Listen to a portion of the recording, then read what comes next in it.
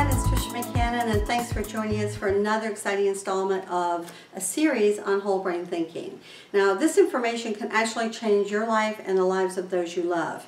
Why is that? Because as I explained in the introduction, the left and right hemispheres of the brain need each other. The masculine, which is the left side of the brain and the right side of the body, and the feminine, which is the right side of the brain and the left side of the body.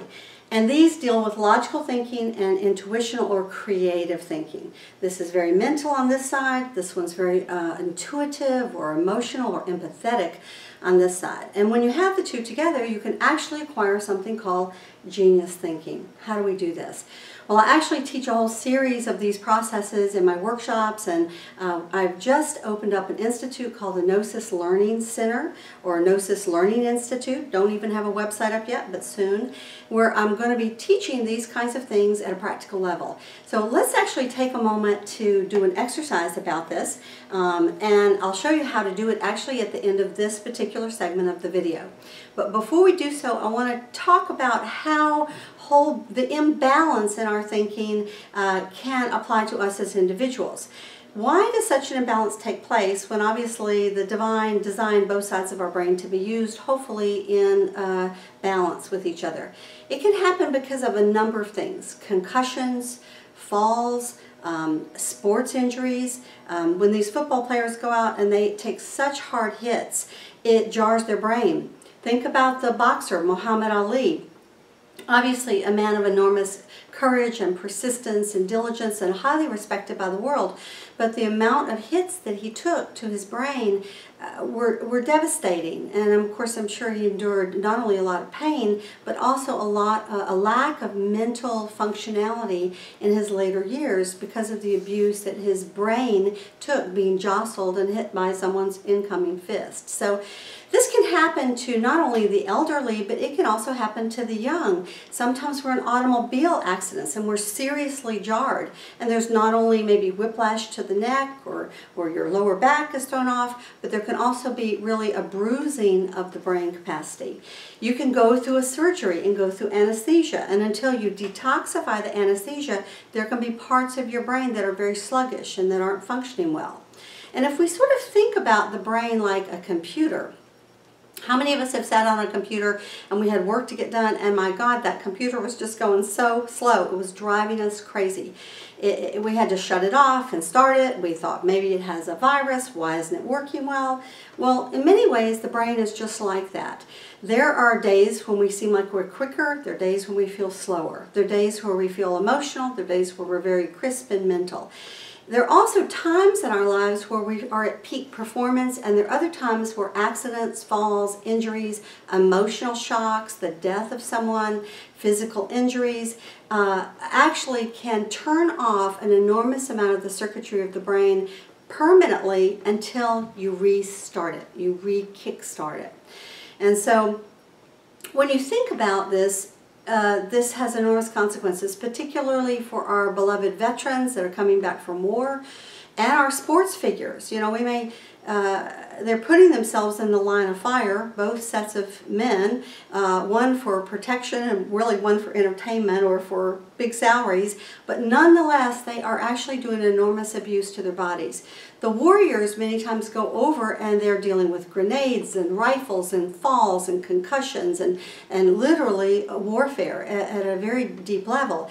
And whether it's physical knock or shock to the system, or even an audio shock, it can create, because the ears, the eyes, the nose, the mouth, they're so close to the brain circuitry, all of this can affect us. And when we think about like examples that we have discovered in modern science, they're quite astonishing. For example, there was this perfectly lovely guy who was 25 years old, and he was an accountant. He had been an Eagle Scout. He was a model citizen. And suddenly he started acting weird, and he actually wound up going up to the top of the University of Texas, and this was in 1966, August 1st of 1966, and he shot and killed like 17 people and injured another 33, totally randomly before he was taken out. And everyone's horrified by this because this was not his normal behavior. When they went home to his house, they actually discovered he had murdered his mother and his wife, and he had left in his suicide note basically this letter that said, I should not be acting like this. You know, I am a normal, intelligent, healthy guy, but I'm having all these weird, strange thoughts. I don't know what's wrong with me. Can someone please do an autopsy on my brain when I'm dead? And in fact, the police fulfilled his request, and what the scientists came back and found was that there was pressure pushing on a portion of the brain called the amygdala. And the amygdala deals with fear and aggression and violence. And so obviously that physical neurological change in his brain that was activating a portion of him out of balance wound up creating untold bad consequences, not only for himself, but many innocent bystanders and loved ones. So this is an example of how an imbalanced brain can create an imbalanced life. An imbalanced life can create an imbalanced society, and how if we can work on balancing ourselves and the brains of those that we love, we can actually begin to change our society for the better and create a more loving, compassionate, creative, out-of-the-box thinking society that's also grounded and practical in the world. I hope this has helped, and now I'm going to just show you a very simple technique. If we have time, do we, Bruce? Yes, we do. Okay, so great. So this one is one that is you can do in 1 minute. It's very, very easy. You want to take your left hand and you want to put it behind your head at your atlas. That's right back here. And then the next position you're going to see is this one, and this one. These 4 positions basically are crossing both the left and right hemispheres of the brain, and they're moving along something called the corpus callosum. And the corpus callosum is actually the largest tissue of the brain, that's about 250 to 300, I think, centimeters, and it is what connects the right and left cerebral hemispheres of the brain and allows more whole brain thinking. Most of us don't have this very well turned on, but in the process of learning whole brain or genius thinking, we can turn it on. So we want to start by taking our left hand and putting it behind our heads, taking our right hand and spreading the fingers in front of us, and you can do this even as you're watching me. And the reason we're spreading it is to make sure that when we begin tapping, we are going across both hemispheres of the brain. Now when we tap, we want to breathe because the breath anchors this into the body. Are you ready, everyone? Left hand behind your head, take a deep breath, and you begin to tap both hemispheres of the brain. Let your breath out, which will anchor it, and then you tap your heart. Why do we tap the heart? Because there are 2 kinds of intelligence. Breathe in, emotional intelligence and mental intelligence. And this connects not only meridian points and chakras in the brain, but these 2 kinds of intelligence, emotional and mental. Breathe in, move your hand to the next position, and tap. Only takes a moment. Anchor it in with your breath and then tap your heart. Good.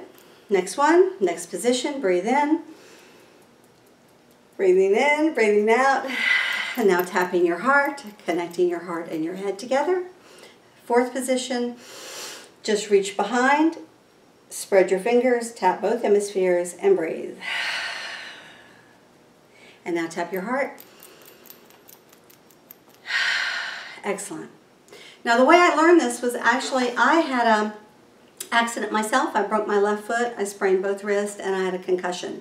And so for the first month, my brain was very imbalanced. My right side was shut off, and I was not in a good mood. And once I learned this technique, I very quickly, within a matter of a few days, doing this 3 or 4 times a day, takes a minute, I wound up rebalancing my brain, and then I was not only able to continue to do my clairvoyant work with people, but I actually wrote an entire novel in the next 3 months. So it's an incredible way of very simply rebalancing your brain and having your loved ones rebalance theirs so that they can think outside the box and live a more balanced and happy life.